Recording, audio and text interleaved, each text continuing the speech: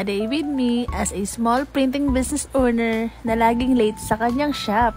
Hi guys! So for today's project, nagawa tayo ngayon ng sample natin for 2025 calendar. So nakapag-layout na po ako ng sample ko lang. And I'll be using this photo paper A4 size with 115 GSM. No backprint yan guys ha. Na-late yung paggawa ko ng calendar since ngayon lang talaga ako nagka-free time na gumawa nito. Kasi guys, February na. So late na talaga ako. Pero i-offer ko to by next year na siguro. In this video, naka-ready na yung aking mga layout and ready to print na yan para may pakita ko sa inyong sample. So, from January yan to December 2025. Ang dami naming inquiries dito pero hindi na namin siya na-cater since ang dami rin talaga naming tanggap last year. Yung mga t-shirt lang talaga hindi kayo magkaanda-ugaga ng jowa ko. Pero sabi ko okay lang yan kesa naman tumagusa tayo sa pinto. Charis. Pero dapat talaga yung mga ganitong calendar na customize, dapat advance ang order nyo dito guys kasi ginagawa pa talaga siya, kina-customize pa talaga siya. So anyway, kaya ko nga pala ginawan to ng video kasi ang sabi ko magsisipag na akong gumawa ng mga content like this kasi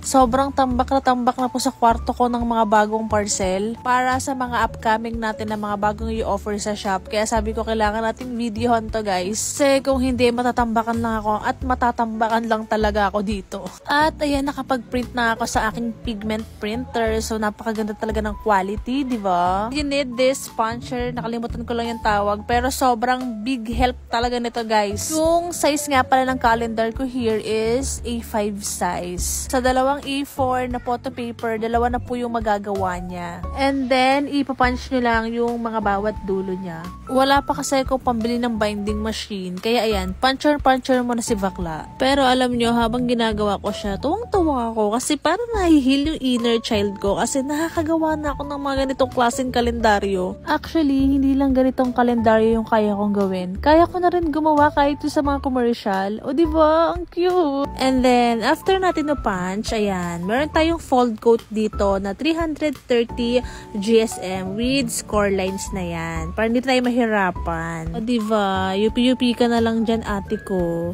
And then, after nyo siya ma-fold, gamit tayo dito ng puncher. Ipapunch natin yung dulo ng fold coat para isabit natin dito yung na-punch natin na calendar layout. And after nyan, gagamit din tayo dito ng plastic ring binder na iba't ibang kulay. Ewan ko ba, assorted yung kinuha ko dito. Wala lang. Siguro feeling ko may paggagamitan pa ako ng iba't ibang color. At ayan, ipapasok lang natin yung plastic ring binder dito sa ating fold coat. Syempre, kasama ang ating pinrint na calendar. Ayan, ilalak lang natin yung ating plastic ring binder. O diba, ganun lang kadali guys. O diba, may sobra. So, guguntingin na yan guys kasi sobrang laki ng plastic ring binder natin eh. And this is the final output. So, ayan siya guys. January, tas March agad, Charis, February, nagkamali lang ako ng lagay. Up to December na yan. So, yung print quality ko dito is parang naka-standard dan kaya may mga lining. Pero sample lang naman to. Ginawa ko lang ng calendar yung parents ko para i-display nila ito sa kanilang table. O diba? Ang gandang pang regalo nito guys. Sa mga interested guys, please message lang kayo sa My Creation Printing Services para sa mga inquiries and orders. So, see you on my next video guys. Bye!